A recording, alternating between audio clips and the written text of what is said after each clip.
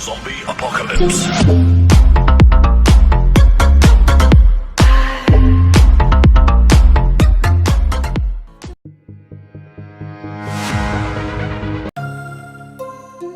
ये न्यूज़ वाले जिस तरह न्यूज़ को बताते हैं उससे सुनने के बाद लगता है मानो कल ही दुनिया खत्म होने वाली है। तो इन पर आपको बहुत ज़्यादा ध्यान नहीं देना चाहिए, लेकिन जस्ट फॉर इन्फॉर्मेशन अगर हम इस चीज़ को थोड़ा सीरियसली ले लें और सोचे कि क्या हो जो 2020 में हुआ वो सिर्फ और सिर्फ एक ट्रेलर हुआ। तो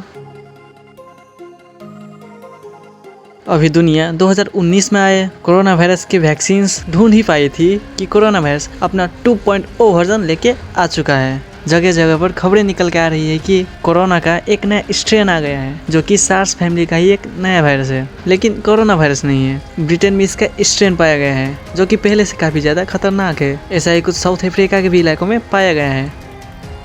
इनिशियल स्टडीज़ में ये सामने आया है कि ये कोविड-19 से करीब 70% ज़्यादा तेज़ी से ट्रांसमिट हो सकता है और ये उससे भी कई ज़्यादा डेडली भी हो सकता है। अब हालांकि आज तक हमने जितने भी वायरसेस की स्टडीज़ करी है उसमें एक चीज़ कॉमन है कि जो वायरस जितनी तेज़ी से फैलता है वो उतना ही कम जानलेवा होता है। जस्ट लाइक कॉमन फ्लू जो कि सर्दी जुकाम है, वो काफ़ी तेज़ी से फैलता है लेकिन वो बहुत ही ज़्यादा खतरनाक नहीं होता है। वैसे आपको बता दूँ कि ब्रिटेन में मिले इस वायरस का नाम है B117 और जैसा कि मैंने आपको पहले ही बताया कि ये दुनिया में मिले कोरोना वायरस का पहला स्ट्रेन नहीं है। अलग अलग देशों में इसके और भी कई नए स्ट्रेन देखने को हमें मिल चुके हैं, लेकिन ये B117 कुछ ज़्यादा ही अलग है। बायोलॉजिस्ट इससे काफ़ी घबराए हुए हैं और ब्रिटेन के प्राइम मिनिस्टर ने लॉकडाउन के नियमों को और भी ज़्यादा टफ करने के ऐलान कर दिए हैं। लेटेस्ट न्यूज़ ये है कि कोरोना वायरस का नया स्ट्रेन भारत में इंटर कर चुका है और ब्रिटेन से आए करीब 6 पैसेंजर B117 से पॉजिटिव पाए गए हैं। 2020 को इतिहास का सबसे बुरा साल कहा जा रहा था और लोगों का बातें सुनकर ऐसा लग रहा था कि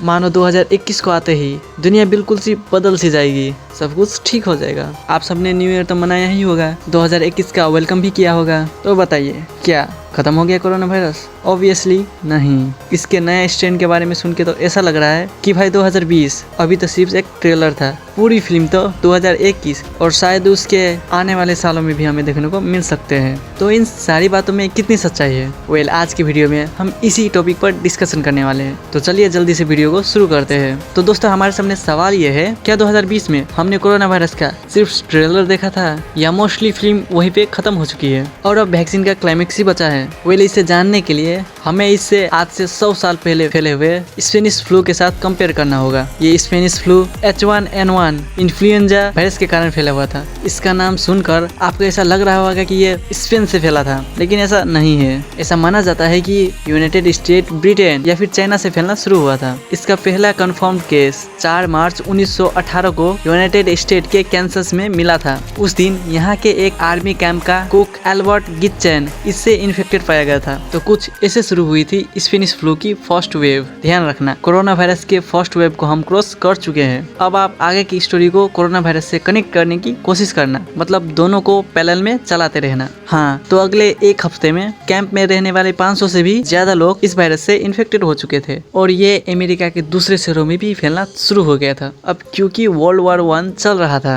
और अमेरिकन सोल्जर्स एक देश से दूसरे देश जा रहे थे, तो इसके साथ साथ ये वायरस भी एक जगह से दूसरी जगह फैलता जा रहा था। मार्च से लेकर जून तक ये लगभग पूरी दुनिया में फैल चुका था और जैसे जैसे ये फैल रहा था वैसे वैसे ये कमजोर भी होता जा रहा था और इससे मरने वालों की संख्या भी धीरे धीरे कम होने लगी थी। सिचुएशन कुछ जानी पहचानी से लग रही है। Just like corona virus in 2020 फैला तो बहुत शान से था, लेकिन जैसे जैसे ये फैला वैसे ही ये बॉडी टू बॉडी ट्रांसमिट करता गया और वैसे ही वैसे ये कमजोर भी होता गया और इससे मरने वाले की संख्या भी धीरे धीरे कम होने लगी। बिल्कुल सेम लाइक स्पेनिश फ्लू। तो वेल, फर्स्ट वेव में यूएसए में करीब 12,000 लोगों की मरने की खबर आई थी। बाकी मोस्टली देशों में 1 से 2 से 3,000 लोगों की मरने की खबरें आ रही थी। ना तो कोई क्वारंटाइन हुआ था और ना ही किसी तरह का लॉकडाउन लगा था। जुलाई में लगभग चीजें थोड़ी नॉर्मल रही, लेकिन उसके बाद अगस्त 1918 में स्पेनिश फ्लू की आई सेकेंड वेव। इसका स्प्रीड का कारण भी यही था, मतलब कि अमेरिकन और यूरोपियन ट्रूप्स की मूवमेंट। मतलब उस टाइम भी ये लोग एक देश से दूसरे देश जा रहे थे और अपने साथ इस वायरस को भी कैरी कर रहे थे। 1 महीने के अंदर पूरे अमेरिकन कॉन्टिनेंट में स्पेनिश फ्लू की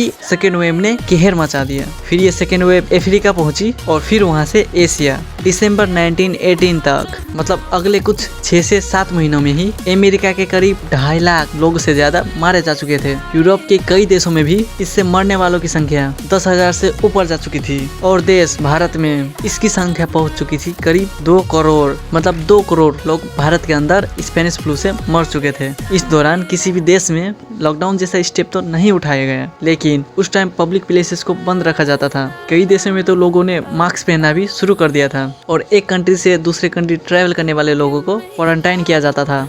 जनवरी 1919 में स्पेनिश फ्लू की आई 3rd वेव। ये वेव भी अपने साथ लाखों जाने लेके गई, बट ये 2nd वेव जितनी खतरनाक नहीं थी। उसने तो मतलब तबाही ही मचा दी थी। हालांकि अगर हम इसे 1st वेव के कंपैरिजन में देखें तो इससे काफी ज्यादा डेंजरस थी। पूरे साल इससे जूझने के बाद तब ऐसा लगा कि स्पेनिश फ्लू खत्म हो चुकी है, तो जनवरी 1920 से अप्रैल 1920 के बीच में इसकी 4th और आखिरी वेव भी सामने आ गई और ये काफी ज्यादा डेंजरस साबित हुई। और इन सब के बाद करोड़ों जाने गंवाने के बाद दुनिया स्पेनिश फ्लू के खतरों से उभर पाई। इस फ्लू ने दुनिया के करीब 50 करोड़ लोगों की जान ली थी। एंड फॉर योर इन्फॉर्मेशन, उस समय के टोटल पॉपुलेशन करीब 170 करोड़ थी। मतलब दुनिया के हर तीसरे से चौथा इंसान इस वायरस के थ्रू मर गया था। अब मैं ये नहीं कह रहा हूँ कि कोरोना वायरस भी बिल्कुल इसी तरह से बिहेव करेगा, और ना ही मैं आपको इससे डराने की कोशिश कर रहा हूँ। मेरा आपको ये सारी चीजें बताने का मकसद यही है कि it's not time to relax. Corona के नई स्ट्रेन का आना